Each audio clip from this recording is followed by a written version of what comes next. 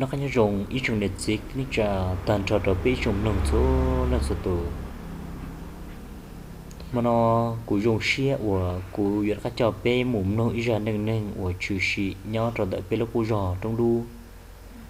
cho là bia bút trò bé ít trong lòng cho đợi tấm lòng cái là dễ lâu lúc lâu mò nhớ trò mò nó đối trong gì vấn đề nào cú bạn thích chỉ xia hay tiệt bé trong lòng số lần số tổ yến chi cho kế nó có nhớ rồng đời ra năng năng của yêu biết đâu bém lòng nó mà nương tới chữ sĩ thao lò lên nàng gậu lú xong là mà giờ chữ sĩ nho trâu ta trả lý xong ít chết cho bùa chua chậu chua tờ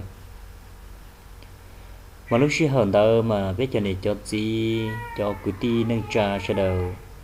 nho trâu bé bé u rò trong đu bé mà một tàn trò giò trí chầu về trâu chậu dị tờ chỉ in ra ở phần trong li là cú tàu chỉ là nhớ cho hậu tiền ra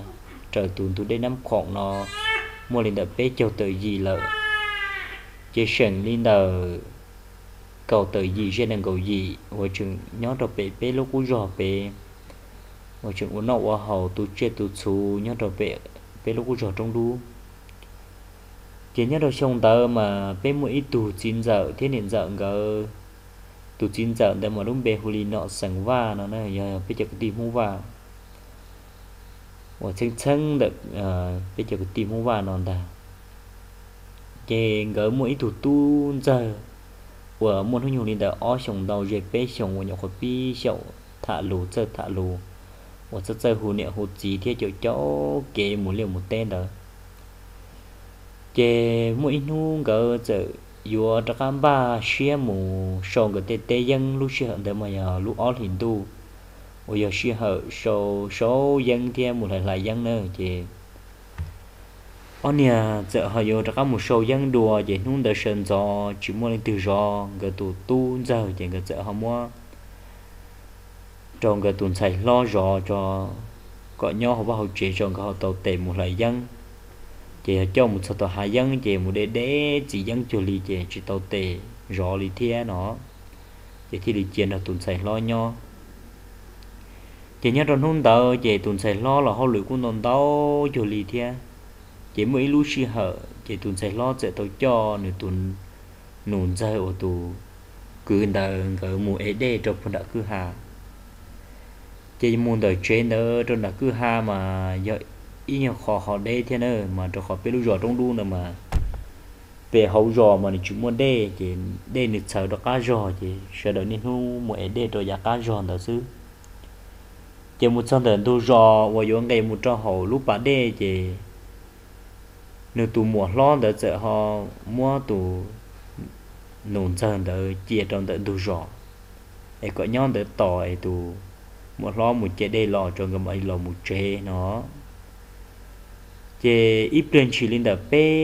hạ lâu nè thì và tụ một lo đợt một chế tàu đê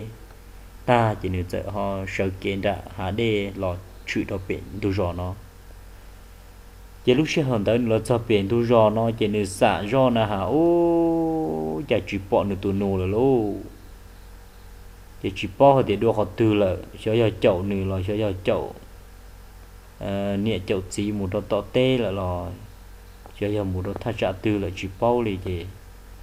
nếu cô xả cho chuối nhìn đó chỉ bỏ thì nếu cô trần đại cho cái tê khi cho chân mù giò ít liền chỉ linh đó cô chỉ bỏ thia thì nếu thì là tàu là mua cho đây là chế bị chế nó đa thì nếu mình nhận xài thì xí lô thì cô chỉ bỏ vào đó chỉ thì nhưng nho tỏ cho lẩu thế xứ chỉ chỉ ta chạy nu yo bông chỉ anh lò mà đi chơi lò cho chơi chỉ lò cho chơi chỉ là thế thì khi hạt thì ô chỉ bọn cái tụ tuôn ra lợ chỉ muốn chơi trò lò sẽ được cúp bao hay thì chỉ bỏ lợ cho họ cái tuôn xài nhưng chỉ tàu ít nhờ nó đủ lúc sẽ hậu giá và bao hơn đời chỉ nên xài nhưng lọ thì cho họ chơi họ giỏi chỉ sẽ đi đợi những bao thì chỉ bỏ lợ chỉ ở nhà lọt cho chỉ xa tiền chỉ chỗ nhà một tê là nó là ở nhà lò là ở nhà cũng chỉ cho lò thì chỉ sợ đợi tiền thì ô giờ họ chỉ bọn người tụ tu lợi là chỉ tụi tin rằng cái trai lô cái nó mò chỉ cá đi lô chỉ bỏ cá chia uo mò nó đi chị món đại chọn tu là chị uo tiệp bụi mò can tu cho mọi đi một chia sẽ là một đồ khó từ lợi nó chị can tu kia xứ chị tụi tin rằng là sẽ tàu mù giòn chia chị lấy những mùn trên chia in hung cầu chỉ bỏ lên nữa chị tụi mình nhuận đấy mà nếu chừng mẹ muốn nó nhiều liệu ói chồng đầu chứ mà nếu cô chừng chỉ tàu dùng một tàu đế thì mà nhất là bây giờ cô giòn đấy mà nè tết chờ hà giống nụ chân mà nếu cô chỉ nhỏ và tụ người tụ tuôn đời dùng một đế một liệu khó đế tàu thì chỉ sẽ để dùng thiệt gì dễ chứ chỉ điện thiệt thiệt ta như chỉ bỏ đi chỉ không đỡ là cho chế chỉ ô nhỏ xe thì sợ đầu lợi tụi mình nhỏ bờ thì bỏ chỉ bỏ là gì bỏ cao lì trà gì tụi chính dẫn cái thì tàu phí lưu dẫn bùa rồi lúc phí lưu dẫn bùa đỡ ta gì ô xe bự ít mòn gì thì một trò nung on đỡ chỉ sau đó nung on giá can đồ gì lời thì lì cho các mùn chia đùa trên hôm đó là họ sẽ cho ít ba âu rồi lại mù nó chỉ là mấy tù mà âu dần kia trên trò lời vậy là sẽ họ mù giò trò bố tị trả tự hoàn全trong một đợt sát trong thủ và nhưng họ đây thế nữa mù xì hợ mù còn để trò tọ có chờ và là muốn chia bỏ tao mà nhưng yêu xì hợ mù linh đời blog chỉ cho là thì dễ số mùng một tiêu một giò ta chọn đầu tiên chỉ là giờ cho áo mù gió inu ta su đua nè hà ôi chả nó áo mù chế tỏ bố ra ý cùng bỏ vào dồn chó cơn gầu đi chỉ là mù cho để con bò non tròn để chỉ áo phi tỏ trầu chỉ cho hậu xí chỉ ô giờ áo tỏ để chỉ vào sau sẽ giờ lên từ sau sẽ bỏ giò gọi là tụ tu nó chỉ nó chỉ mua tỉa một thò một chuồng một thò công nghiệp bỏ tới một cho hộp lại một sau nè hả ô ôi chà gần này tu nhau hậu luôn rồi tí bằng có của hậu kiểu liệt cá ta chỉ là chỉ cho lý tu liệt cá đồng suy chế có của hộp lại công nghiệp lại bỏ chỉ lời thiên nồng thì em cha có tua pươn để no thì nữ tê đó là thì bom dùng cho nữ tua còn thế mà như tê liền để trâu lại nó chỉ là gì nông gì như hai liền đời thì bom dùng cho lại tua thì bom dùng cho có tua này nằm mò có bự khó từ nằm mò có bự để nó ít lần xứ lấy cho là cho nó lấy kia lấy cúi lần bự để nó xứ nữa chỉ nữ tê liền nó trâu lại cú tàu liền nó tới xứ cú chỉ chơi thả những cú chuột tê li nó trâu là thì chỉ chờ là chỗ nẹo chỉ là cú tuần chế bỏ gì là thêm muốn nữ nó cho lò chế lợi chỉ là cho là cho chế chỉ là thì lò đẩy luôn bề chia hù mà nên hôm nay nó hù luôn bề chia nào mà giờ hù li công nó nè mà tu li công nó